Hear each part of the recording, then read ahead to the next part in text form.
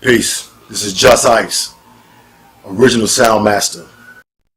Peace! Any direction I can take this song, I can say anything, I could do what I want. Let's fly to the sky, come on, let's get high. Purple hazy got me crazy, can't face me, walk on. Any direction I can take this song, I can say anything, I could do what I want. Let's fly to the sky, come on, let's get high. Purple hazy got me crazy, can't face me, walk on. I remember when I used to struggle, getting money always into trouble. I get it popping straight from the muscle, grimace on my face, gun in my waist, that was my only hustle. My flow, very wicked, it shows cause I'm different. Next sentence I show it, it becomes more explicit. To my people show your love, never judge, never grudge, whatever is, whatever was. I don't need a battery pack, move better by myself, know where my shit is at. In fact, self-sufficient, superior existence, the link that's missing. Stop your bitching, all you fucking pigeons. All the power that erupts through, putting up with shit that sucks, ooh. Really, really hard for me to trust you. Y'all don't like me, oh well. Bring women, I sing to them, I feed for them. What does it all mean to them? Todd Terry said just rock it. Nothing wrong, couple mil in your pocket. No stress, not complex, very simple. All the bullshit I've been through, hard like a hammer. Cut your back and I'ma stab your lyrics, make you have that habit. Kill, yes I stab it, bang on, bang on.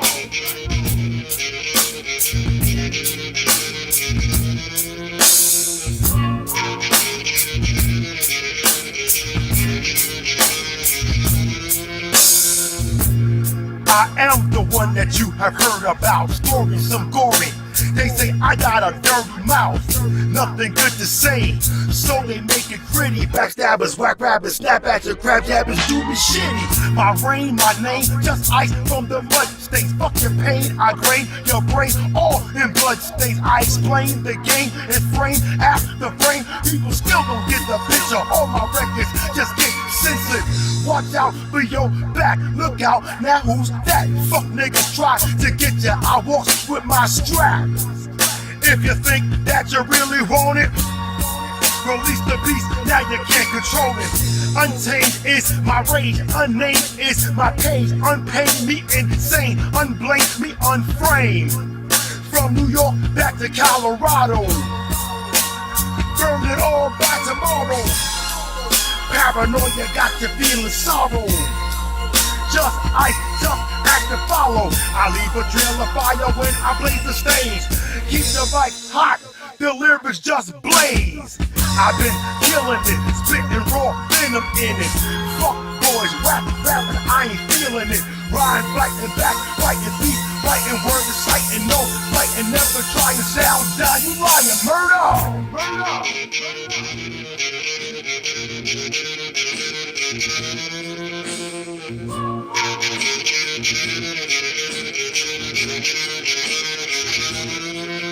Peace.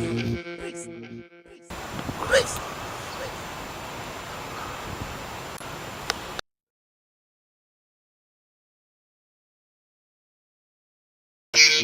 What's up, family? My name is Trey. Captain Ghost Project, South Bronx, top of the South Bronx. Now, a little history. Back in, I say about 1974, hip hop was, going throughout the Bronx.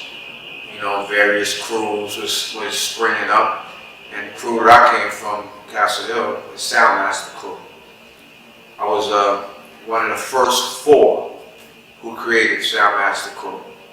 There was DJ Pill, DJ D, MC Cool, Kev Ski, Kevy Kev, as we affectionately called him too. Rest in peace. And myself, Trey D. We were the first four, and then it grew. It grew. We had more DJs that became part of us, like DJ Gavette. We had, like I said, DJ D. We had DJ Slim, rest in peace. My brother Sean Dew, DJ Sean Dew. Because without him,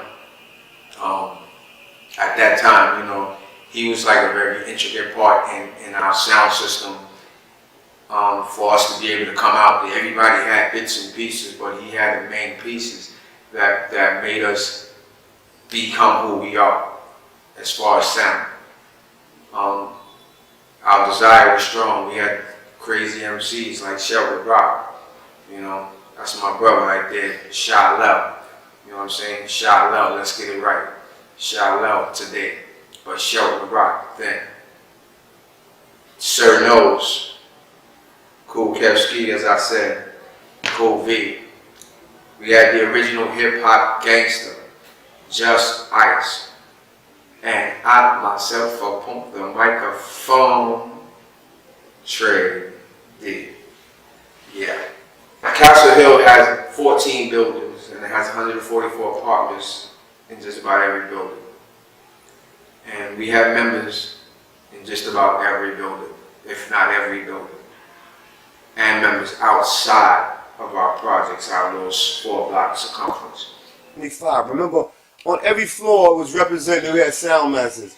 On the first floor we had Muscle Man Ron, Sir Nose, we had Wayno, Kool Kirk, we had you know, on the first floor, on the second floor we had my man Kenny and Reggie Pierce, Phillip. We go to the third floor, you had Tyrone Petty. Fourth floor you had Pooh.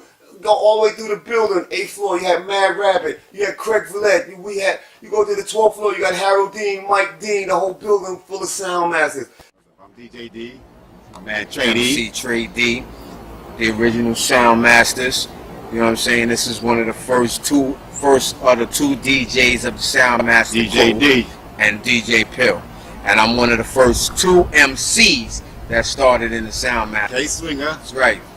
Kool Kev Ski. Me and Kev used to be upstairs in the crib writing the lyrics while you and Pill was trying to figure out the turntables. We was figuring it, kid. All right, got it. That's what it was. I had the idea already. You know what I'm saying? That was the idea. That's where it sparked at, and it sparked that at the building. 2275. That's where it started. I started in 2240. And if you listen to Just Ice record, it'll tell you, Sound Masters. That's right. Homeboy Going Trey. way back. In the 70s, we started off at 125. We used to play break beats in the lunchroom. I was like in the 7th grade. That was way back when we first started. Yeah. Then it went on from there, my man. What's his name? The Grant. There's a few people always used to be break dancers from Bronxdale. From Bronxdale, used to be break dancers right. in the lunchroom and stuff like that. Yo, He's it's still crazy. Much respect, LeGrant. Yeah, LeGrant, you can catch him over here. He's still around, kid. What's going on? DJ Pill, original sound master, 2275. DJ D, original sound master, Castle Hill.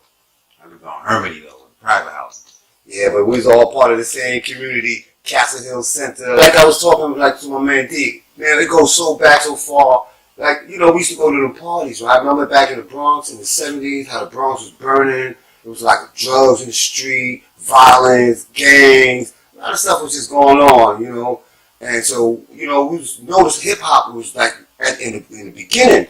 And so we used to go to these parties, block parties, Kool Herc, DJ Africa Bambaataa, Grand Wizard Theater, Grandmaster Flash, Furious 5, DJ Breakout, Funky 4, DJ Baron, Disco King Mario, Chuck City Crew, Bronxdale. So every neighborhood had their little crew. We used to travel from neighborhood to neighborhood. Remember, we was young teenagers, you know. We didn't really, hip-hop actually didn't really have the name yet. It wasn't even an industry yet, you know. So we just started picking up little elements from Kool Herc, the sound system of Disco King Mario, the musical library of DJ Africa Bambaataa, the mixing and the scratching of Grand Wizard Theater, Grandmaster Flash, and even Sha Rock, her little flow and her little style, she did her thing on her. So we brought all that back to our neighborhoods, and you know, we said, you know what, look what they doing, this sounds great. Let's put our thing together, you know? So it was me, Denard, Leroy back at Hermie, K-Swinger. We used to just be playing like crack work. Just Begun, Babe Ruth Mexican, and we would just be playing the song over beats. Incredible bongo band, we would just be rocking it, the beats, and it was like, you know, we said, you know what? We started doing our little parties, we started building our little equipment, and we was came. That's what the birth of the sound message right there. We got Brazier and fucking Flip and all that shit on it. And Fat back in. This is a hot album right here. You don't know why. That classic B.J. Johnson, Woody Dynamite.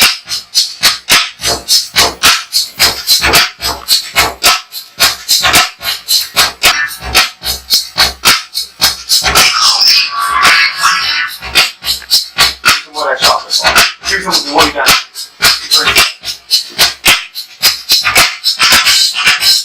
I want to get down on that.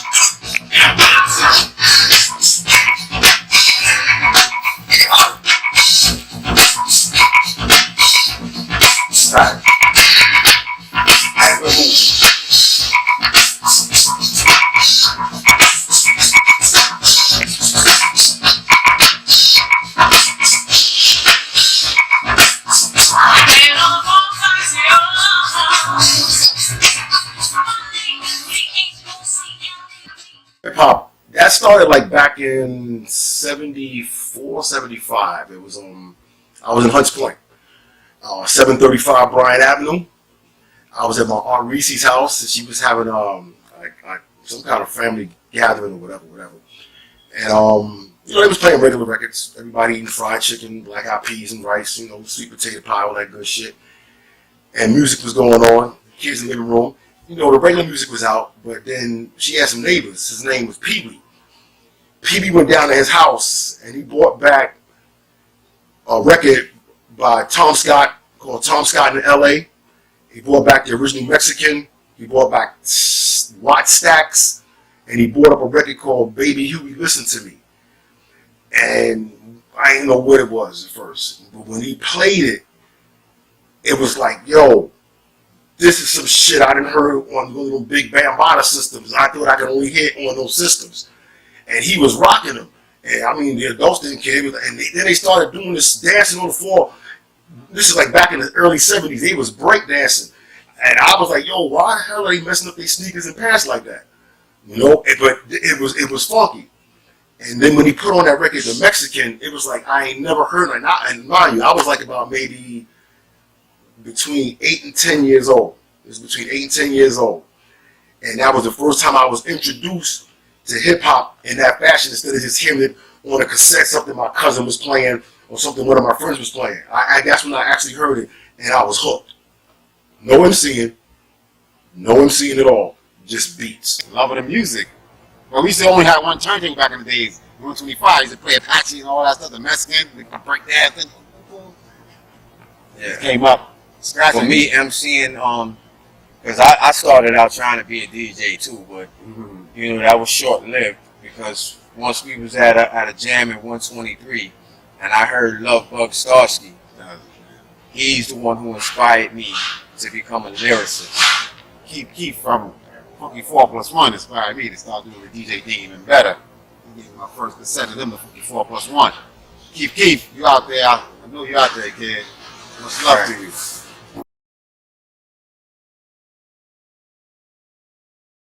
Do visuals, you can see me. See me is Shalel. I grew up in Castle Hill at Shuffle Rock. Started a whole lot of rappers from rapping. So Shuffle Rock, and then when I had records out in 86, 87, 88, I was Shazam. And now I'm Shalel. So we got a whole different movement as the Elohim team because the Gnosis word is God in Hebrew. It's Elohim and it's plural. That's why Genesis 1:26 says, God said, let us make man in our image after our likeness. That's the group. So the Elohim team is a group of beings that's helped put this world back in the proper order. And we're looking for a group of beings to help us do it. And that's what our movement is all about, the Elohim team.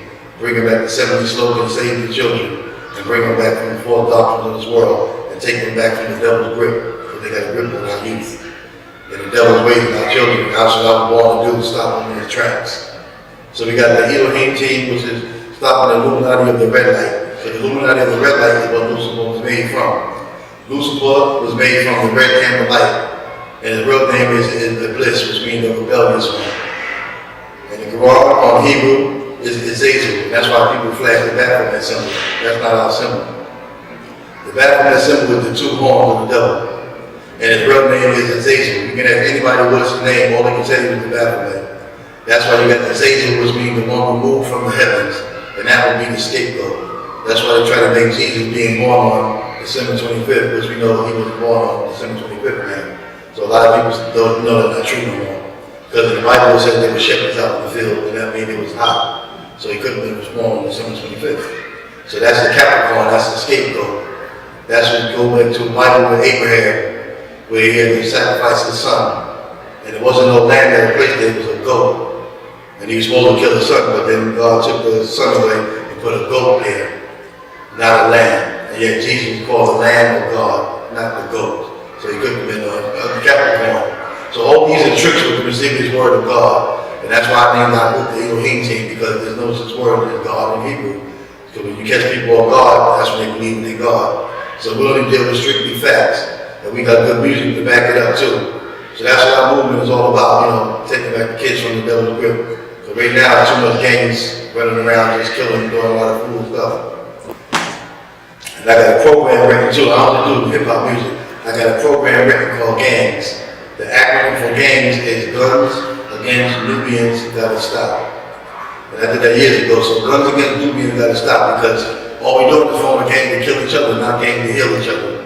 And that's what our movement is all about, forming gangs to heal each other, not gangs to kill each other. So that's why it's called Guns Against Nubians Gotta Stop. That's our true name, Nubians. Because when God said, let us make man in our image, after our likeness, then that's a new being that you created. Not a black or African or whatever name they call us, African American, Afro American. Suppose I didn't have an Afro. Suppose I had a dread. Am I a dreaded American? Am I a seasoned American? So there's races that they give a name like that, Afro American, African American. Our real name is Nubians. And you can spell it the real way, which is Nubian, because Nubia was a real whole of Africa. Africa is not in the Bible. You can't find that word in the Bible, because Africa means divide and separate. So Nubia is Nubian. I like to spell it Newbeing, a new being. And God told all the angels to bow down to my new being that I just fashioned, just created. And all the angels bowed down except for one. And his name was Iblis, the rebellious one. Of course, they give him the name Lucifer now, or Satan, or devil. That's fairy tales. That's how they throw people off guard. And that's why people don't know who the Illuminati is or how to stop the Illuminati. And we got the Illuminati of the green light, because Michael was the only one that had the power to defeat the beast. And that's Revelation 12, verse 7, when Michael kicked the devil out of heaven. When I was little, growing up, they taught him that God kicked the devil out of heaven. No one in the Bible do say that. In Revelation 12, verse 7, it says Michael kicked the devil out of heaven. Michael and his angels fought against the dragon and his angels. So that's like gang against gang. So our gang is called the Elohim team. And we're going to fight against the Illuminati of the red light. The green light will defeat the red light. So I got a hook like that too. It's R.I.P. when you mess with R.E.T. I let you L-I-V-E if you B-E-G. Beg for your life so I can move ahead in my life. You follow the red light and we'll follow the green light. So it takes heart to do that. It takes heart. We got the heart to sting the devil with the voice of the dark. The dark truth and its own and a part of the move. A black movement going on, that's a lifting the youth. Bridging the gap. Bring the family together with rap. Pro black family movement. Let's go on that.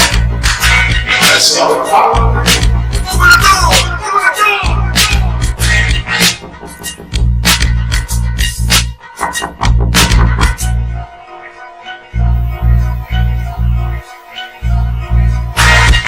Knocking at my door, hit it again, hit it, come right through it.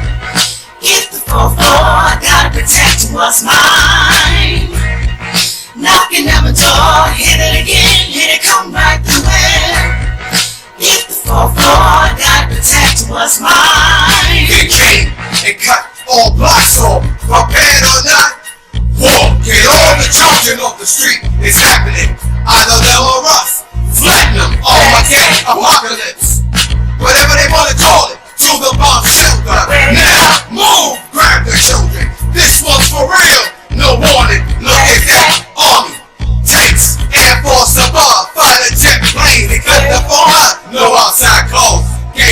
choice. Where you at? Where you stand? Man, it's happening. Either them or us.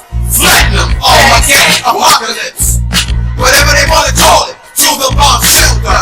Now, move, grab the children. This one's for real. No warning, look at that. Army, tanks, Air Force above, fighter jet plane. They cut the phone out, no outside clothes. Gave us no choice. Where you at? Where you stand? Man or mouse, mouse or man. Taking a stand when your people need you and yo, they not gonna keep you. Where you at?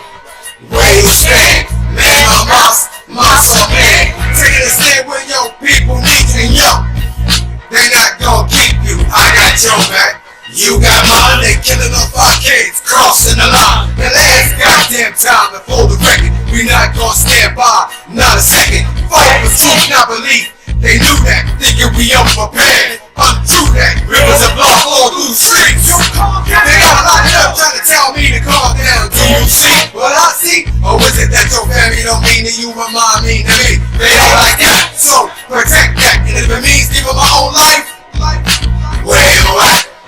Where you stand? Man or mouse, mouse or man. Taking a stand when your people need you and yo, they not gonna keep you. Where you at? Where you stand? Man or mouse, mouse or man. Taking a stand when your people need you and yo, they not gonna keep you. Knocking at my door, hit it again, here they come back, here they come. Hit the 4th floor, gotta protect what's mine. That's what caused me to be an MC. Peace. This is Just Ice, the original gangster hip hop, original sound master. And peace, this is Trey D, Castle Hill's first #1 MC. You know, every time you say that, I gotta, it just makes my skin crawl. We already know that. You have to keep reminding us. Yeah, you gotta know that. You gotta know that. Oh man, we go way back, man, way back. I mean, wow. How did you start? Well, it was separate, like I said. He started. He's older than me, so he was into it. I first heard of hip hop in '75, back in Hunts Point. You know, like through my man Pee Wee. Well, not my man. He was my aunt's friend's oldest son, who looked after me when she didn't want to be bothered. But hanging out with Pee Wee, hearing different kind of music, because I was from Brooklyn, Fort Greene, Brooklyn. So hearing different music that he was playing. You could tell you wasn't gonna hear this on the radio. This was music that was strictly for the B-boys, and that's how I got introduced to hip hop.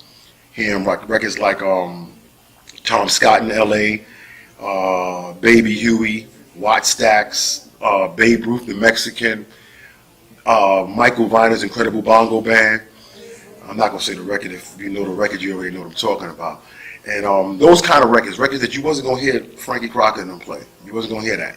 You had to come to the Bronx and go to back then they were underground parties. And that's what we would call them today. Those were real underground parties because you weren't hearing any radio records, none at all. It was straight up. What started when I first heard hip hop, we was going down to Rosedale Park in the summer times, listening to Disco King Mario with his giant sound system. You know what I'm saying? And then later on, going to the night jams at 123. 123. You know what I'm saying? Where those were we fun. was introduced with Zulu Nation and Bambaataa and African Islam. And Grand was at Theodore, Breakout and Baron. Everybody who loved Bug Starsky, Busy B Starsky, and Hutch. And Hutch. Right.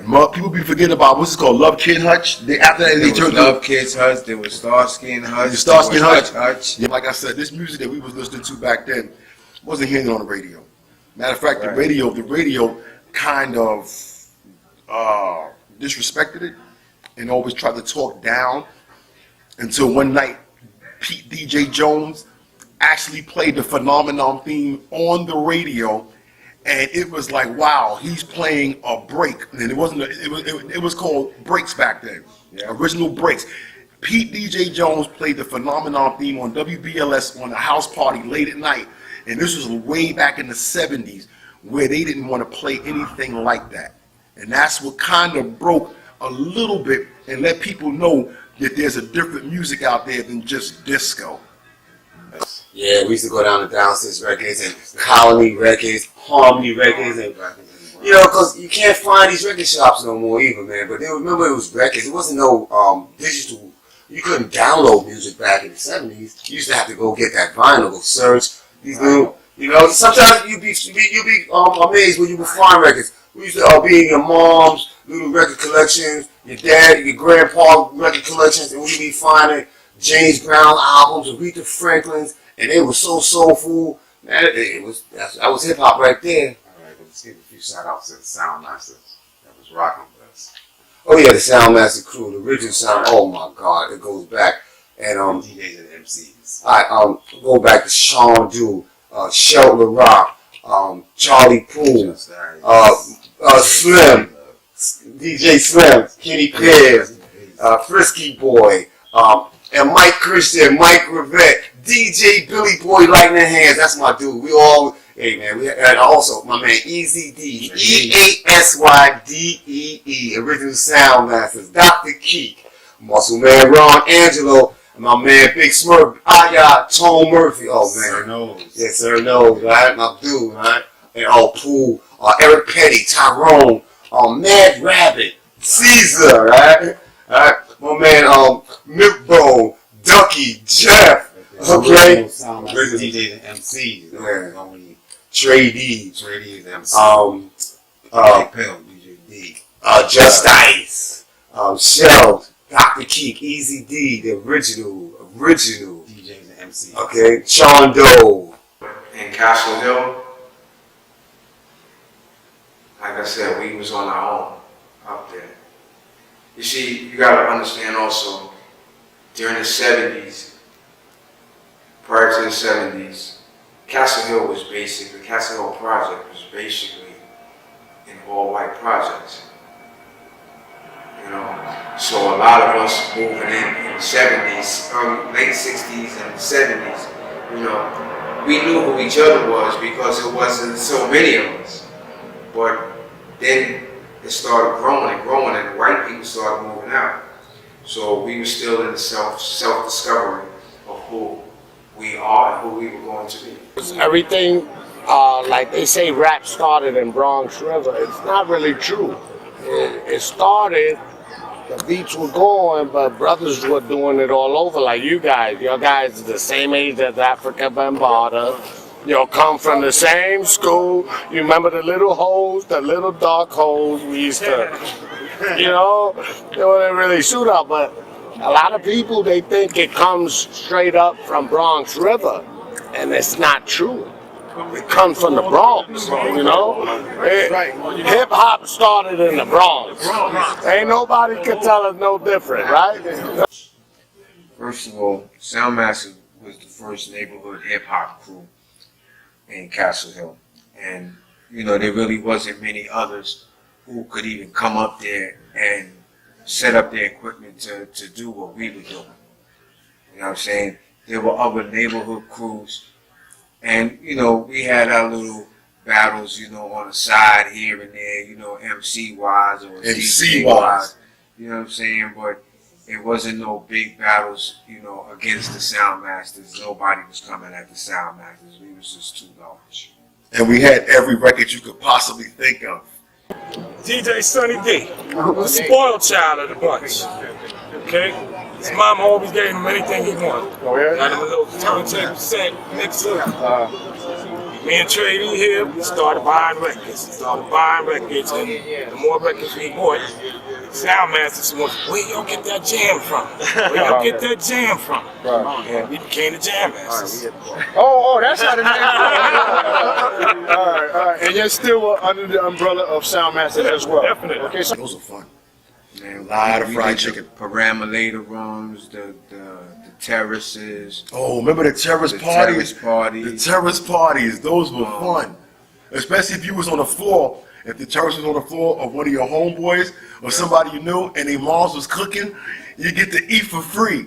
Because it's like all the parents knew all the kids. So they would be like, you know, you can have some fun, have a little Kool-Aid, some fried chicken. You know what I Have the mean? extension cord. Have the extension cord going from the window to the terrace. Yeah. On the terrace, bring the music, turntables out there, guitars, whatever. We'll be jamming on the terrace to the 8. Oh man, BSR McDonald's in the house. Yes. BSR McDonald's was in the house. We had the big park, and we had the park on the other side. We played on all sides, every park. Safety, police, you gotta have a time limit. But back then we used to set up, get power from the street light, okay, and jam to the AM. No permit. It was just love. Love the music, the love of the community, love of the culture and the art form, love of hip hop. It was a beautiful time, man, growing up and being a part of the Soundmaster crew. The block parties, I mean, we did it. We had them. It was like summertime. It was every weekend, and we didn't have to get a permit. We didn't have to worry about police all the time being there telling us we gotta leave, because we were civilized enough to know that when it was time to go, it was time to go. You know, and if we had beef with each other, it wasn't about shooting each other. You get the beat down. Why? Because I want to see you tomorrow. And if you want to fight again, we'll fight again. And I want to see you the day after that. And if you want to drink a beer, let's all drink a beer. And after that, we can fight if you want to fight again. But at least you'll be there so that I can fight you. It was hip-hop music, and hip-hop music basically was everybody's music that had a beat to it, a drum beat to it, or a sound to it that you can jam to, that you can rock to, that you can break dance to, that you can electric slide and all of that to. In the community, we fought each other, but you wasn't coming from outside our neighborhood and trying to cause division against, within. You wasn't coming up there to do anything without us coming back at you. Played in St. Andrew's Church. Yes, we did.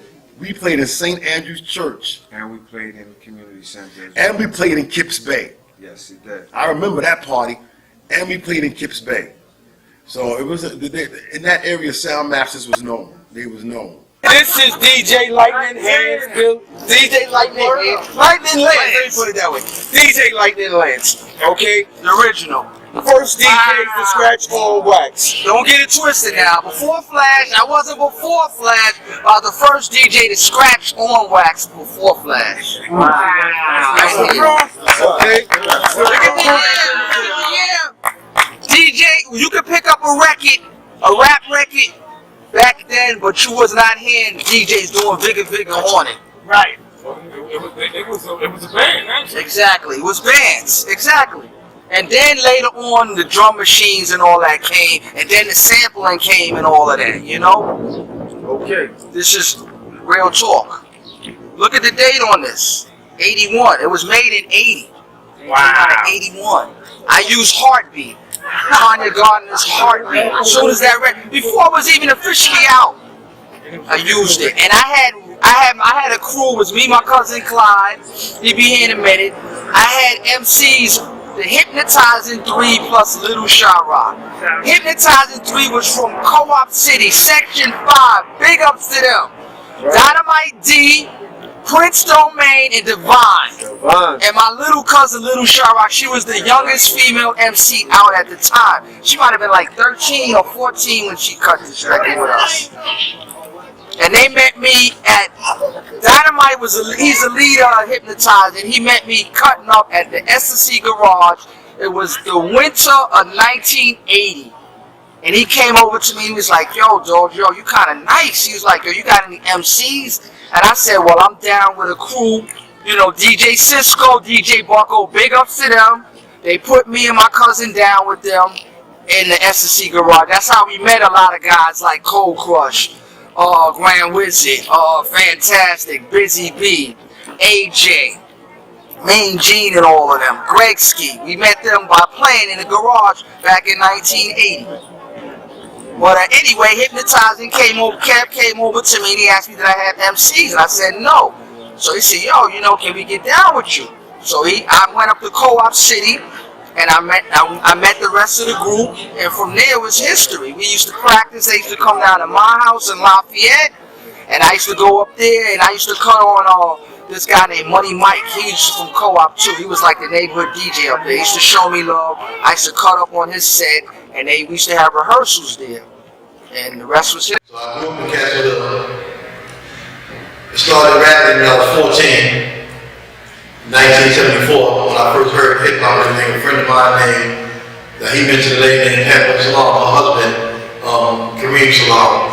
He's the one that got me into hip hop, first let me hear it, and I was like, what is that? I never heard that before. And he lied to me and told me that it was him, and it was an actor, Grandmaster Flash in the Furious 5. And as soon as I heard hip hop, I fell in love with it immediately, right from then.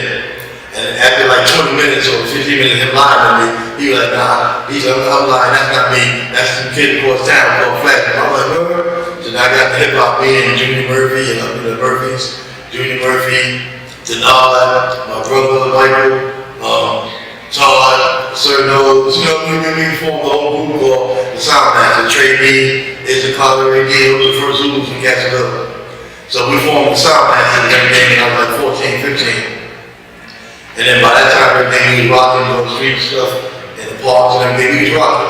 And then I got to working out, so I teach people working out, so I teach people, martial arts and all that. And I got into martial arts and everything from martial arts. When I was like 17, 18, I was teaching like the whole neighborhood and all that stuff. And then I got into from martial arts to teaching discipline. And from discipline, I got into the books, novels, and that's where I am to the day, a novel teacher. So I still teach physical martial arts too, and all that stuff, boxing and all that, but the main thing I teach is like the dude at my job told me one time, he told me I wasn't fun no more because I'm not beating him upside his head no more. He was a black man who used to spar all the time, I used to beat him up. And he told me and my father, he's like, Pops, this son ain't fun no more. I like him better when he was kicking me upside my head, and he meant that shit. So I told him I'm still kicking him upside his head, but they're going mentally now. And they don't like when you beat them mentally. They like when you hit them backhands, front legs, roundhouses, they don't care if you do that. But if you beat them mentally, oh no. That's a worse beat than a physical beat, because they don't think we supposed to they talk to the black man and savages and animals. They don't teach how the true story. Even with the civil rights movement, I grew up in that, because I was born in 61, and I grew up studying Malcolm X. So the civil rights movement was good, but Malcolm X came in with the human rights movement, and that was different than the civil rights movement, because in order to be civil rights, you got to be treated as a civilian, as a human.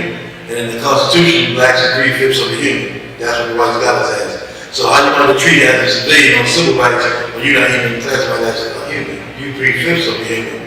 So that's why even to the day they shoot down people like Michael Brown, Sean Bell, 50 bullets, Gallows, 41 bullets, you know what I mean?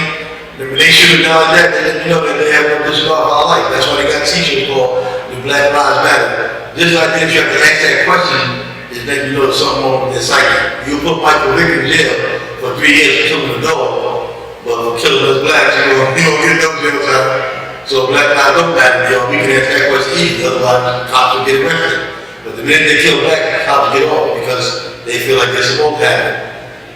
And that's because we gotta start learning who we really are as a people. That's what I say, I teach master of self. I teach knowledge of self, but you gotta master yourself or you'll be a disaster to yourself. That these record companies give these artists at first and everything, it might seem glamorous, but it's not. Because they're going to take it back. They're going to take it back. And I mean, you're not going to even know that they're taking it back. They're going to take it back once, then they're going to let you know they're taking it back and take it back twice. So you might get a little $250,000 advance, or a little $500,000 advance for an album. You complete the album, you ride around in a limo, you got a nice house, nice car that they didn't pay for. Trust me, they're getting all that back, and you ain't going to even know it. So it depends on how you want to look at it. That's how I see it. It depends on how you want to look at it. You can look at it as a good thing. You can look at it as a bad thing. It depends on the kind of person that you are. I don't know, I've never really felt at my worst, you know what I'm saying, in the business because I've never really been in the business. You know what I'm saying? I do this as the love for what I've always done it for. So, the business that ain't got that part of me. They looking at it as a business, and there's really nothing wrong with that, because it is a business. I didn't get into MCing for the money. I wanted to just express myself in a way that I can express myself on the mic. Now, the business part comes later because, like I said, when I first started doing this, it wasn't record business that I was going after. It wasn't. The record business came on its own, and I just happened to be like, well, I could capitalize on this. You know what I mean? And so it wasn't like I started out going, yo, I need a contract, Nah, wasn't nothing like that. It was strictly, I want to see the best rhymes I could write and spit them to the best beats. The music company came to me, they heard of me, they recognized who I was, and it took off from there. So, like I said, I do it for the love, but I don't mind the money. Well, but for me in the business, the big change is the switch over from the owners of the record companies. When I was strong in it, like in the late 80s and the 90s, the switch over from those people who owned the company and those producers to now is their children and sometimes their grandchildren. So the thinking is different. The younger generation music is more production and less lyrics. That's how I see it. It's more production and less lyrics. They want to be like, it seems to me it's like a 70% production thing, 30% lyrics. That's how it seems to me now. When I was coming up in this business in the late 80s and the 90s, it was more or less 50-50, 40-60, depends on the producer.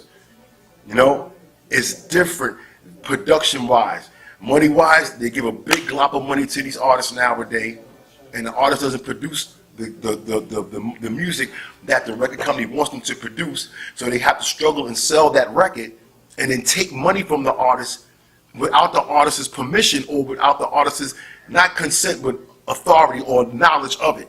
And then the artist has to wonder why when it's royalty time, they are in the red instead of the black. That's the intricate part of the business, that if you don't learn about the publishing and things of that nature, and all you want to do is just take a check, it's going to mess you up at the end. That's the difference. Back when I was coming into the business, we knew about this. We knew about this. A lot of artists now don't. It's a famous artist out there right now. I can't mention no names. I'm not trying to. Records on the radio every day in 2017, bumping. Ain't none of that money going to him because he didn't know how to take care of the business. He just wanted to go up. Well, a lot of the business is also dumbed down. A lot of the artists that are out there that they're allowing a lot of dumb music to be played now, because you listen to the lyrics and you can't even understand what's being said. You really can't understand what's being said. And then when you do understand what's being said, they're quoting this and quoting that and quoting this and quoting that, and none of it makes any sense. And then they got a hook line that everybody catches and going, hey. Just dumbing down the people. Music has changed. There's less sampling now, though. There's less sampling. Oh, no. Well, remember we live in a different world now. Nobody's telling Slick Rick stories and all that stuff. And also remember, it started like it was all about partying and boasting and toasting, shouting out your crew, and then it kind of changed when you got a little gangster rap into it, little rap beefs, because remember, hip hop was battling, was always part of hip hop. Yo, go ahead, you rock the mic. It was always Flash versus a Cold Crush, or Bambaataa versus Mario, but it was just a musical battle. It wasn't like a beef. Now you hear the beef that's going on in rap now. It's kind of like degrading and kind of bringing the art form down. But a lot of times when you hear people do beefs, they sell records. So you know it's part of the industry. So the message somewhat changed. You know, and you can see like there was one time when it came from a conscious rap with KRS-One, Chuck D. It was talking about some real issues. But now it's more partying, bling, girls, and dancing, but rap is always changing. You know, you're always gonna have different generations that pick up on it and put their little signature, their twist on it. But hip hop is hip hop, man. Well, to be honest, I never labeled myself the original gangster of hip hop, that was the media. The media did that, the people did that, just for the simple fact, because after I left Castle Hill, I might have got the rhyming know-how from Castle Hill, but after I went upstate and I came home, I didn't come back to Castle Hill. I went to Brooklyn. That's where I'm from. I went back to Fort Greene, Brooklyn. And I started hanging out there with my brothers over there. So the mentality kind of changed from Castle Hill. To me, was more like a party. All of the hip hop, all of the music, all of the girls, blah, blah, blah, jumping around, having fun. When I went to Brooklyn, it wasn't like that. It was straight up, yo, keep your eyes open. You never know what's going to happen next. You know what I mean? Keep the thing on you. You keep your eyes open. If it don't come to you, don't bring it. But if it come to you, you take care of it. It was simple like that. I don't know. I'm pretty sure you understand what I mean. So that way of living from when I was young, when I came home from upstate, I was already 15 years old, and I went straight back to Brooklyn. So I grew up hanging out with people like Lottie Dottie, Master Supreme. I went to school with Supreme Magnetic, Killer Ben. I went to school with all of them, and we all went to Eastern District, and that's in Brooklyn. So my mentality changed far as having fun with the music to like, yeah, I'm going to talk about what's going on now, how I'm doing this now, how I'm living now, what I'm doing now. The attitude changed, but the lyrical content, it stayed the same, but it just got stronger.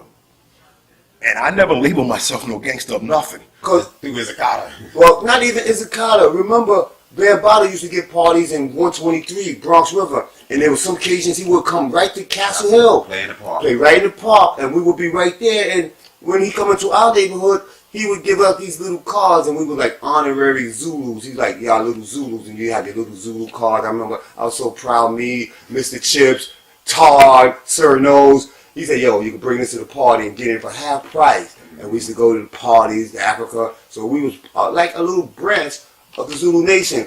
And it's kind of funny because we used to go to the parties and sometimes we didn't even have the admission to get in. So Bam would come to the door and say, hey, this is the guys, my little Castle Hill Soundmaster, little Zulus. Let these guys in. You know, so, yo, big props to DJ Africa Bambaataa. Through all the controversies, we're part of the musical family. Now, Castle Hill, hip hop. I remember the first time Bambaataa came to Castle Hill. As a matter of fact, it was the only time. After all the wars and fights that was going on between Castle Hill and all the surrounding projects around us, they became a time of peace. During that time, I had already skipped through another crew, which was the Jam Master crew, which was DJ Izakata, Sonny D, DJ Ronnie Ron, Pipeline, and the best of them all, DJ Lightning Hands Billy Boy. That brother there, he was out of sight on the turntables, and he learned on my turntables the first Technics SLB1s, belt drives. The first belt drives Technique built. And the Gemini mixer, I let him use, and he held my turntables in his house for about 5-6 months. Easy D was also a Soundmaster MC. The EASY, the DEE. Yes, and he also was our main DJ for the New Creation crew. And we also had another DJ, Pop Ski. Now this is still all during the 80s. And we were Deadly 3 MCs. The original Deadly 3 MCs was Pelly Pell, D Delight, and myself, Trady. And for whatever reason, D Delight no longer was part of the Deadly 3, and then Master West, Adam West, was one of the Deadly 3 MCs. And West and myself, you know, were both writers. We wrote routines. This is what we did. And he came up with a routine, I came up with two. And, you know, Bambaataa and Soul Sonic Force, Cosmic Force MCs, there's a couple other people, they were there, you know, in Castle Hill, you know, for the first time, and Castle Hill Park was extra jam-packed this time. And they put us on last, which was a good thing, because they didn't know who we were. And when we got on, they didn't understand that we had about 20, 30 females that used to come to our rehearsals all the time and knew our routines, you know, and also the fellas too. But a lot of these females came to the rehearsals and knew our routines. They knew our songs. They knew everything that we was gonna say. They used to come to our jams that we gave in the projects, so they knew what we was gonna do. But everybody else who wasn't from there, they got the surprise of their life. Because we got on that set and we did our thing to a point where when we got off the stage, off the microphones, they was crying for us to come back on. But we had an agreement that we was gonna do stage left like we in the army and walk off. And we did that, except for one. Master West, it overwhelmed him. He just had to grab the mic back again. But problem with that was, it wasn't with our DJ. And one of their DJs put on a record that was too fast for him to rap to. But overall, everybody in Castle Hill and everybody around, they had to acknowledge who we were. And we did what we did. And held that for a long time. Castle Hill became known at one point as the most dangerous project in the nation. You know, I just say to myself, where? Because, you know, I knew all these people. I know all these guys. You know? But, you know, quite a few of our brothers and sisters moved on through violence. But it's still home to me. And it will always be home to me.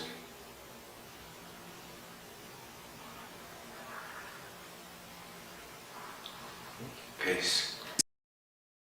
Oh man, hip hop came a long way. Cause like remember when the Soundmaster started, Africa Bambaataa, Flash, it wasn't like an industry. It's like, you know, they wasn't even actually making hip hop records. You know, it was like maybe you can hear Mr. Magic doing a little stuff on the radio, but it wasn't like mainstream. Like it's like now it's an industry. So now it's all about money, cars, champagne, bling, jewelry. But it's still, remember hip hop started with 2 turntables and a mic, mixing and scratching, having fun, breakdancing, graffiti. So it kind of broke off the track to a more entertaining thing now, where it's a business now too. You know, remember it's billions of dollars in business in hip hop now. You know, it's like, remember it was like when rock and roll first started, it wasn't that big. You know, it was a little underground thing. People said, it's just a fad. You taught. And that's what you need to do. And that's what needs to come back to hip hop. The teaching. The originality. When it comes to the MC. Clarity. Say clarity. I think what happened was when California got into it, Hollywood got into it, that's when it really started opening the doors. And but listen, I'm gonna tell you something else too. And shout out to Compton Soundmaster. And let me tell you something about this guy DJ D. What happens back in the 70s, early like 79, 80, about 78. He went out to California, and there was always an event called Uncle Jam's Army, right? So you know, California had a different style of mixing and scratching. Like, you know, the DJing was just let a record playing records. But you know, he went into the LA Coliseum, right? Got on the turntables and brought the New York style of mixing and scratching to to California. Okay? Now you can ask Scotty D, you can ask Coolio, okay? Once he did that, you had DJ Pooh mixing and scratching, DJ Quick mixing and scratching. Aladdin. Okay, Aladdin, Mixmaster Spade, and even Dr. Dre started all that mixing and scratching and the breakbeat style. Wait a minute. Rest in peace to Mixmaster Spade. Mixmaster Spade. Yeah. Let me tell you about Mixmaster Spade too, from California. Okay, he's a California DJ, right? And he used to sell cassette tapes, right? And from what I heard, he made over $1 million selling music out the trunk of his car. He used to sell music from Sacramento to Oakland to LA, all the way down to San Diego. From Sacramento all the way down to San Diego, the whole state of California. He would just be going around throwing parties, Mixmaster Spade. God bless him. You know, when they had his funeral, He was doing his thing first before. no, but when they had his funeral, they shut down Compton Boulevard. You would think the mayor had passed away. It was a beautiful thing, man. People talk about it to this day, man.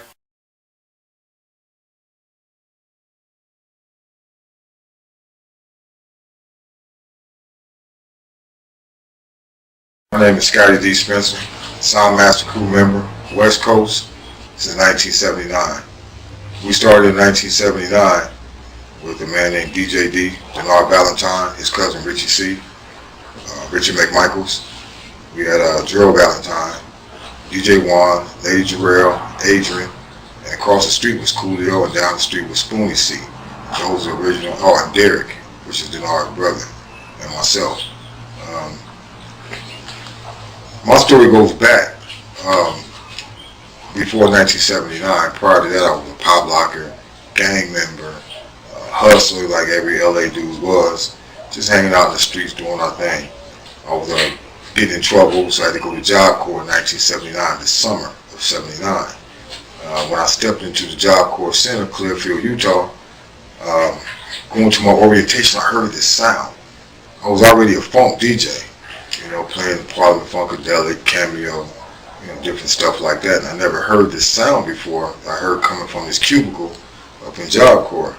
I stepped in and I looked at this kid. He was over there playing this song and he was chanting over it, like he was rhyming.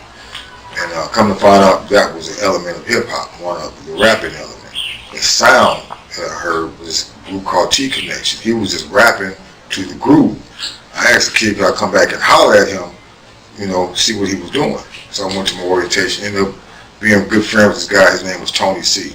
And that's where I met DJ Juan in Job Corps. Juan is from out of Watts, Grape Street. But he was living in Compton, in a blood neighborhood. It's blues and reds in LA.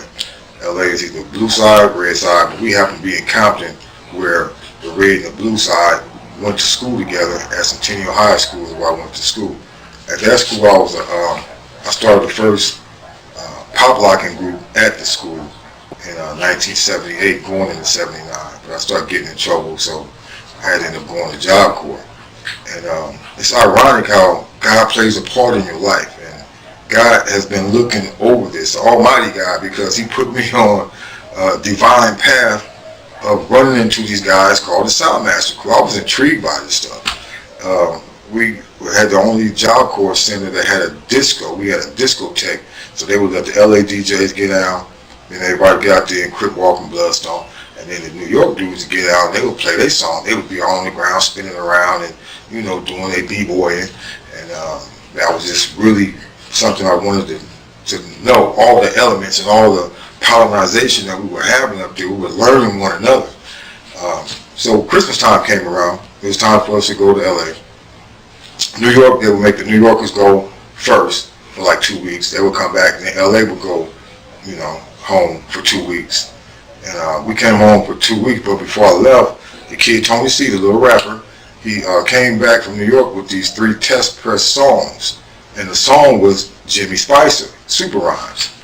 Good song, I liked it, and I knew I could take this song to LA and get into all the clubs for free, So at that time, I was a member going to the workshop on 92nd and Western in Los Angeles, South Central LA, called the workshop on 92nd and Western.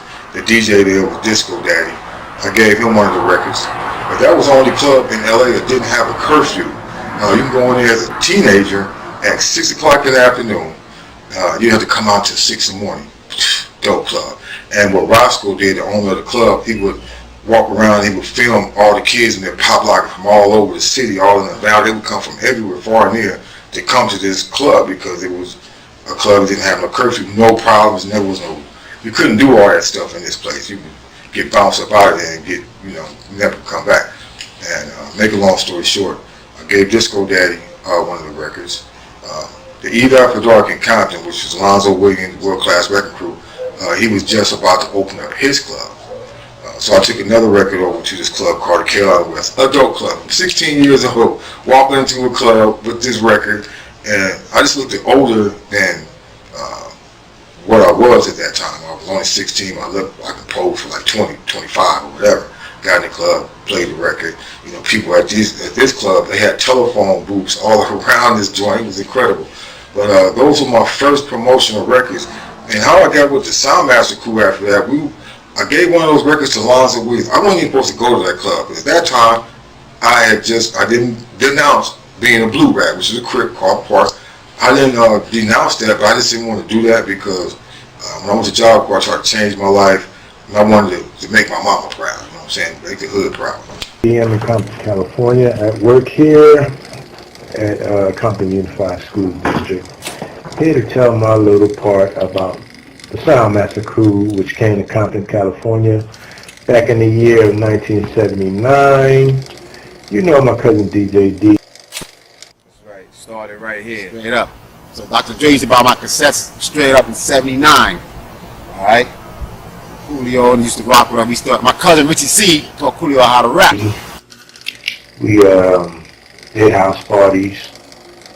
We set up music on the apartment complex. Did stuff at different parks. Played music, and it was something different in that during that time. We also met a lot of people along the way. Scotty D, Mixmaster Spade, just to name a few. And from then to today, we were still friends, still are friends, had our good times, and everything came into play.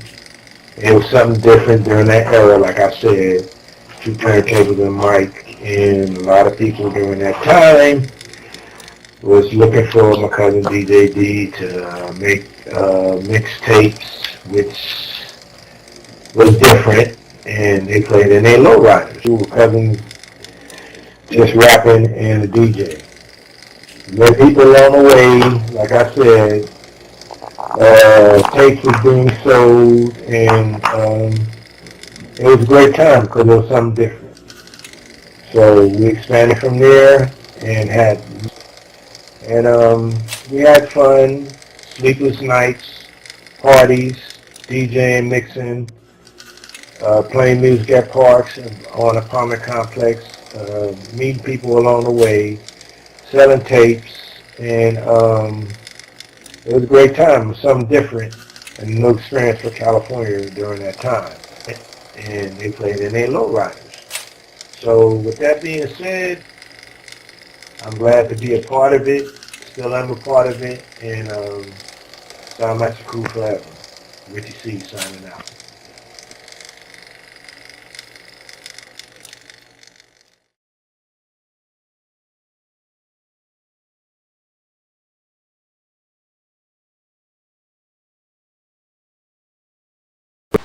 So back to the three records. The third record I took to Lonzo Williams Club called the Eve After Dark on Avalon and El Segundo, which is predominantly in a red rag neighborhood.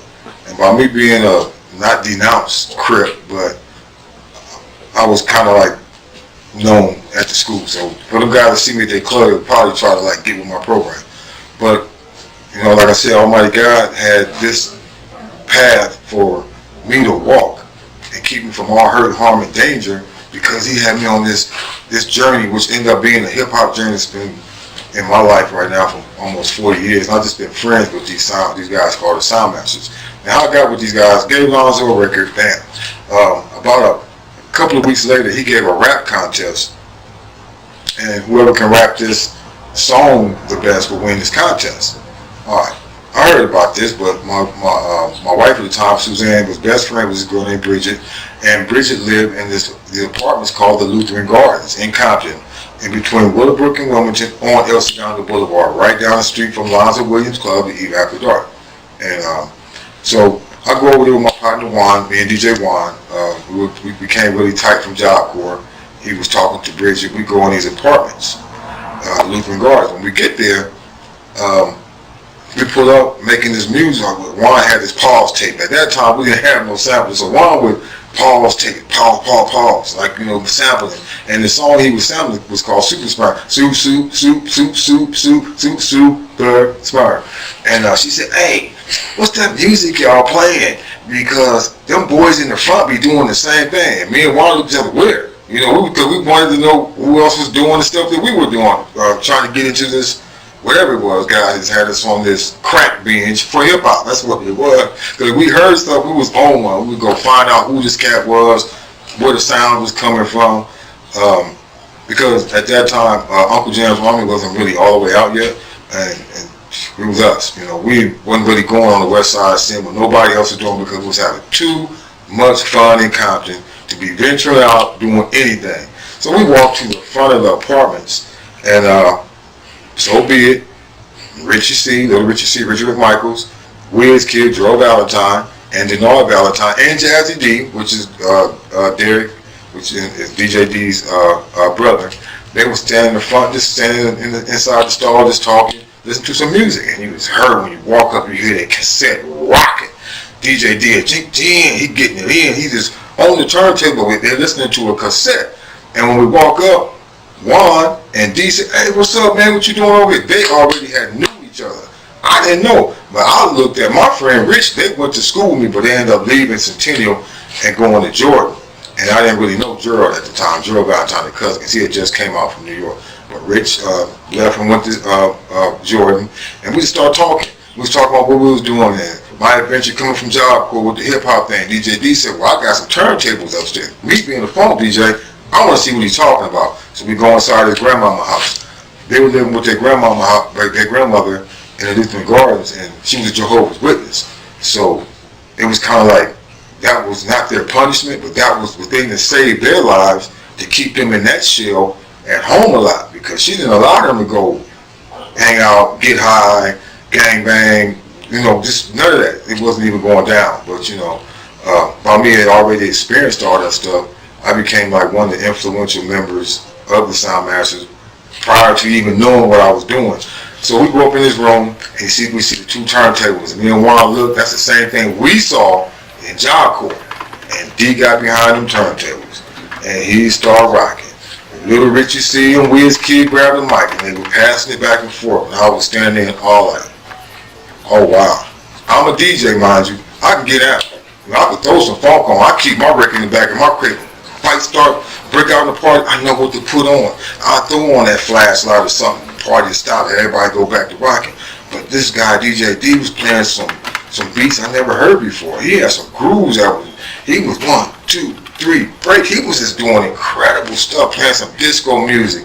And these two guys, Gerald and Little Richie C, or Wiz Kid, Richie C, they were just rapping. And while these guys were up there rapping, Gerald, Wiz Kid, and Little Richie C, and DJ D is on the turntables, and Juan is standing over there. You know, he's a DJ also. Juan is a really good DJ. I started brainstorming right then and there. I just knew I was about to be the Don King of the Soundmaster crew, period, because this needed to be heard. The world needed to hear this. They would look at me. So after we, wrapped it up at that time, we was downstairs just talking, and every day we just start clicking. Every day we just come over, and Richie C would sip. Sipping on some of that whatever wine or water, whatever we were sipping on, and sometimes they weren't squares, but they didn't really get high. You know what I'm saying? I was the only one in the crew that would get high as a drone. That was me. That was my job. They just did the talent. So it just went on and on for maybe a month or so, and this guy Lonzo came up with this idea to take the record that I gave him months prior to me meeting the Soundmaster crew as a whole. We had just got together right at that little small at the time, and I started being like the promoter manager or something, I guess. I don't know what it was, but I was like always an outgoing person in the crew. So turned them on to Scorpions getting this rap contest. They got in several contests, after that, but this one in particular was a good night because we had two groups at that time. At the same time, Coolio lived across the street, the rapper Artis Ivy. Coolio lived across the street, and Spoonie C lived down the street. That's Clyde Colin. They ended up being Soundmaster crew members also. By Coolio and Spoonie living right in the neighborhood, that DJ D would come out there and put the big speakers out on the lawn, and you hear it from miles away. Man, people came from miles around to hear his sound, and that's really not a record. That was really true. They would come from the Eugene Village, from the west side, from the east side, from everywhere, just to come down and hear that sound. And they would, they had the ladies, Jarrell, and they would be out there breaking it, dancing, doing their thing. It was a big party. I mean, radio station vans would come over there, park their vans, and would do live broadcasts right there. That's how good that sound was. That guy, DJ D, best DJ I ever heard in my life. This is the first time I had ever experienced a full rap session. Was with these guys. I never heard on the West Side. Like I said, I was a dancer and gang member and hustler, so I was always going other places, parties, hustle centers, and even areas I wasn't supposed to be in because I was claiming a gang. And I never heard that sound before. So if anybody can say that they were doing anything before 1979, prove it to me. Because to me, DJ D was the first dude that came from New York, came to Compton with his I call them the 3 beans, the 3 C's, and he planted them 2 turntables in that mixer in the Lutheran Gardens, Compton, California. All right, now we have formed the Soundmasters, 1979. Okay, we're about 2 months into this group. Nobody had a position. We didn't know who was what. There was no titles given other than DJ D, Little Richie C, Wiz Kid, DJ Juan, Scotty D, Jazzy D, Lady Ace, was Adrian, and Jarrell. And Coolio and Spoon had just started coming around too because of the sound. So that was our group. Other people in the apartments, they was down, they try to move some speakers and stuff, grab some records every time we go do a show or something. I forgot about Bush Kid. Bush Kid came along. His grandmama and them owned daycare centers, so they had a lot of sound equipment. And DJ D and them grandmama worked with Bush Kid's grandmother or mama too. So they came together behind the sound system. That guy Bush Kid had a dope sound system. That's just how God, I said, God, Almighty God kept us on this path to get this group together. So Bush Kid had the sound, we got the talent, everything is cool, we're doing block parties in the neighborhood, we ain't supposed to even be walking. I'm not even supposed to be in Losers Park or over in the Nixon Gardens or inside of different parks, like throwing our sounds out, just getting down, people just loving it. With never no problem with doing doodle, we did Centennial High School dances and stuff. We never had no problem with just traveling with that sound. And that sound was dope. And my DJ his fingers was sticky, icky, icky. I mean, he was dope. So the rap contest come around at Alonzo Williams Club, the Eve After Dark. We go to the Eve After Dark. I put 3 groups in there. I put DJ Juan, he was a rapper and DJ. Juan was part of his own show, but same DJ D. I put Coolio and Spoonie in the same show. Then I had Wiz Kid and Jarrell, which was the Valentine Brothers. With DJ D was still the same DJ. You only had one DJ with 3 different groups. All the MCs, and we had several DJs. Like I would be like the selector. If we had a party and D be around, he was knowing New York. He didn't know how LA got out with the more bounce and stuff like that. He'd throw on some Knock 'em Out Sugar Ray, and people would stop dancing. So anyway, I had to start showing them the selections of California. And DJ Juan, he fell back too. He fell back out of his position and started being the engineer. Juan, really brilliant. Never went to college for none of this stuff. Boy can build anything. He's just technical. He knows all the technical aspects of sound system, boards, outboards. He can do all that. Never went to school for it, but he was dope in that. So he took that position of getting equipment. That was his job. Bush Kid had the sound. Juan was the engineer. Rich, Jarrell, Jazzy D, they were all, and Wiz were the MCs. So we get in the rap contest, and I'm in there watching my back. I ain't got no pistol on me up in your club, Lonzo, so don't trip. I didn't have no pistol on me, but I sure wanted to bust your head that night, man. Because you sit up there, DJ D got behind the turntables, Gerald and Richie C got on the microphone. It was like the second group to perform. The first guy performed did super rhymes all the way through. Everybody, yeah, it was dope. I mean, I didn't know if the boy had some lungs. He rap super rhymes. You ever hear that song? Google it. Super rhymes. Jimmy Spice and see if you can rap the whole song. It'd be a challenge. So Gerald and Rich got on the microphone, and D got behind the turntables. I went to the DJ booth with him, because I wasn't gonna sit out there in the audience like that, you know. And D was standing there. He got the turntable set up, and he just got the record, found his groove, and went just like this, jiggy, jiggy, jiggy, just to make sure he was in the groove. Lonzo Williams, not Uncle Jam's Army, but the World Class Record Crew, his club. He came from way on the other side of the room and ran over there. Yo, you can't be scratching up no records in my club like that. My people pay good money to get up in here for being up scratching records. And you look like, are you serious? And D just said, just threw the record on, and they started rapping. And when they started rapping, and he on the turntables going back and forth with the same groove, then going back and forth, and he's busting it in, and they just getting busy. And they saying my DJ, every other word. They was talking about the DJ, which was DJ D. People never seen that before. Run DMC wasn't even out yet, so you know they was out in New York, but they wasn't out in California. Lonzo, and I remember DJ Unknown being there, and Roger Clayton was there. I didn't see Egypt, no Dre, no Yella, them guys wasn't around. I got busted by security. You know, dog, you can't be passing no flyers up in here. Roger came from out of nowhere, but he got a flyer in his hand, like, no, dog, you can't be passing on no flyers in my spot. I'm like, all right, man, I'm going to leave. He said, nah, hold on. Do you know the guys on this flyer? I'm like, yeah, that's my group. He said, the Soundmaster Crew is your group. I said, yeah, that's my group. Hey, man, I've been looking for y'all, man. Hey, I want y'all to perform at my next function. I'm like, oh really? Yeah, I'm doing a dance at the LA Convention Center.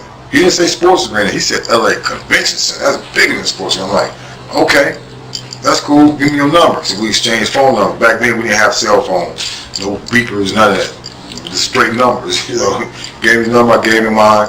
I go back to the crew, but when I go outside, I almost shot to the moon.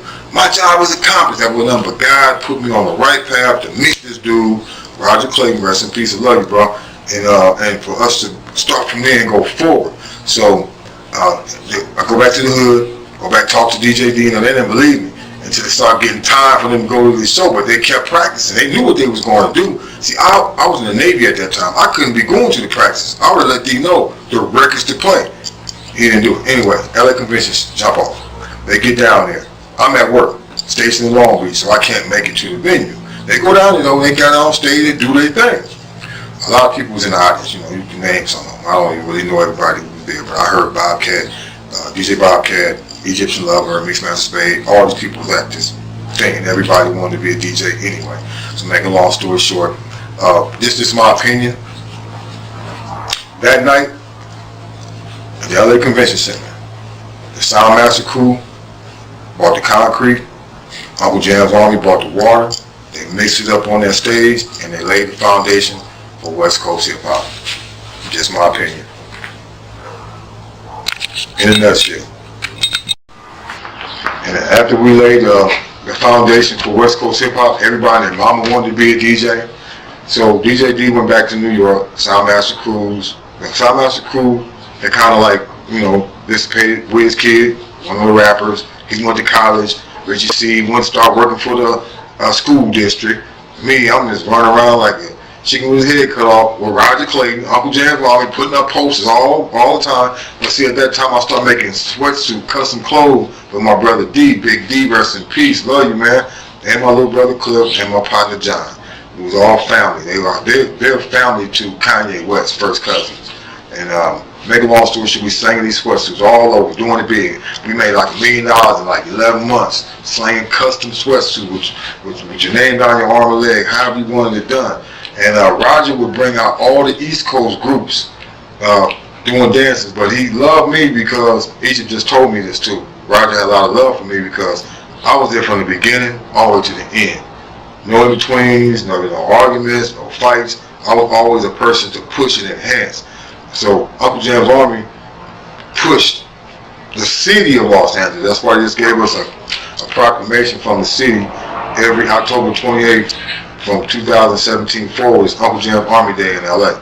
And that's because of the Soundmaster crew.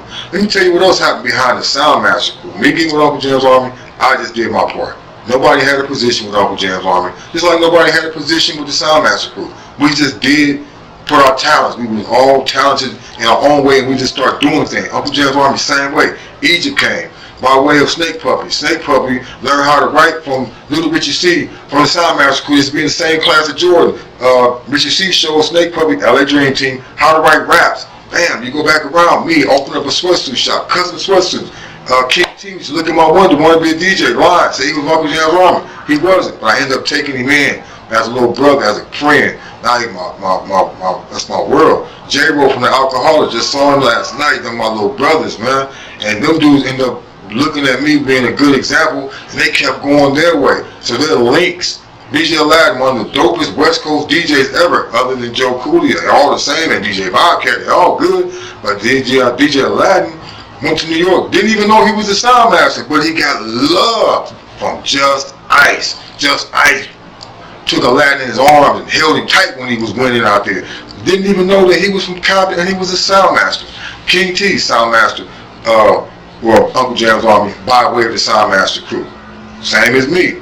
I didn't jump ships like gangbanging. You can't be jumping ships when you're gangbanging. But the Soundmasters, it was for me to help Roger Clayton and Uncle Jam's Army do whatever, because me and Roger became friends. He put the Soundmaster crew on their first show, you know, helped them to get out there. We did what we wanted to do, which was get on a big stage and be known.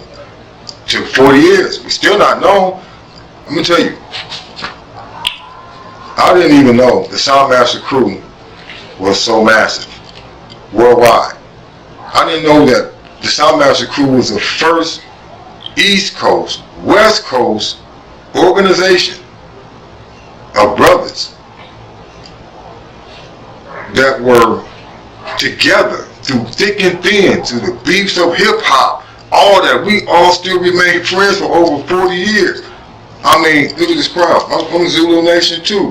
Islam gave me this, you know, by way of Bambaataa on the West Coast. I went and signed my paperwork and everything. It's back in the day. This is because of all the work I put in, you know, for hip hop. He told me to keep pushing, Zulu forever, you know. But I didn't ever try to get no trophy out of this. I wasn't looking for a trophy. I just love the art, the craft, the helping people and things like that. I mean, it was something that God put into me to keep going. Like right now, it's 40-something years later, and we're still pushing that Soundmaster name. Like I said, I went to New York for their hood day. In LA, it would be hood day. Your gang day, I went to New York for their hood day, Castle Hill day. In the Bronx. Never to the Bronx in my life. But me being from Compton, I don't care where I'm going, I'm straight. You know, all I know one person, I'm good. But I'm not knowing, I'm going to go see my extended brothers and sisters. You know what I'm saying? Soundmasters for life. We deep, we met. Okay, back to the story. I drove from LA to Arkansas, picked up my brother DJ Juan and his nephew Jay. We go all the way to New York. We get there and we got our Soundmaster crew shirts on. This is my How the Western One next story coming out. But we had our Soundmaster crew shirts on. All New Yorkers had the Soundmaster crew, Castle Hill, Bronx. We had ours on like a motorcycle club, Compton, California, established 1979. Same logo, but different names. And they was out there tripping like, where you get them shirts from? Who are you guys? I'm Scotty D. Wait a minute, you just Scotty D, DJ D is always talking about? Yes. You DJ Juan, DJ DR? Yeah, because we talk on the phone. I love DJ Peel, I love D, I love man, Tone, all y'all brothers, man. Trey D, we've been talking on the phone for many years, and I've been friends with DJ D for more than 4 years with his cousin Gerald Rich. And I was going to tell you, the Soundmaster crew were the first crew before Rhyme Syndicate, before Zulu Nation to go coast to coast. It was us, Soundmasters. You know, I don't know who all the Soundmasters are in New York, but I know who all the Soundmasters are in LA. Let me go down the list. DJ D, Jazzy D, Little Richie C, Wiz Kid, Lady Jarrell, Lady Ace, Coolio, Spoonie C, DJ Ron, myself, Scotty D. Then you had our Offspring brothers. You had Mixmaster Spade, the whole Compton posse, Tidy T, Mixmaster Kid, Def Casper, DJ Vegas, DJ Bar, rest in peace. And then we had our Valley crew, that came along when we started doing our other stuff. Them sound masters was King T, the Alcoholics, which was J-Ro, Swabby D, rest in peace. And the whole Lutheran Garden Apartments from 1983 and go back to 1979. The Lutheran Garden Apartments where the mecca of music started in Compton. It didn't start with NWA and all. It started with the Soundmaster crew, Lutheran Gardens, Elsie Gone, the one between Willowbrook and Mona. That's where it all started. That's the Garden of Eden of West Coast hip hop, the Lutheran Garden Apartments. That's all I got to say. I'm back quiet. I'm Scotty D. Spencer, and this is how the West was won. Sound Masters for life. Uncle Jam's Army, rock on.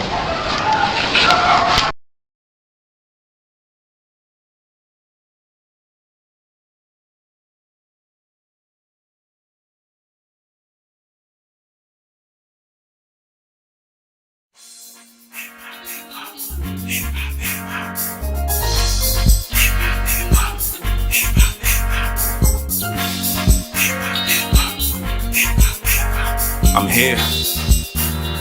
Yeah. I took a sample from the 70s cause they dance smarter. Hades, baby, my stance harder. Remember back in 94, I was playing pop with my grandfather. Had Mace, Puff, and Biggie, Jay and Nas in my city. Eric B, Rakim, Fat Joe, and Fitty. I remember LOX in my tape deck. Listening to Ghetto Boys, had Inspector Deck in my place set. Watching Rap City, had D4L in my white tee. Threw bows, so don't fight me. And that was ludicrous. I was in my brand new J's, my Spike Lees. Didn't have those, then you wasn't as down. Eminem Whites, just a couple of towns. Cam on jewels in my bucket cap crown. When the shoes crisscross, cause I was the Mac now. Snoop Nate, Dog, Warren G and Daz Dillinger. Rims on spin, no one cared about the cylinder. My city gets the mecca, so I noticed they was filling us as punts for you busters. Hustler to my millies up.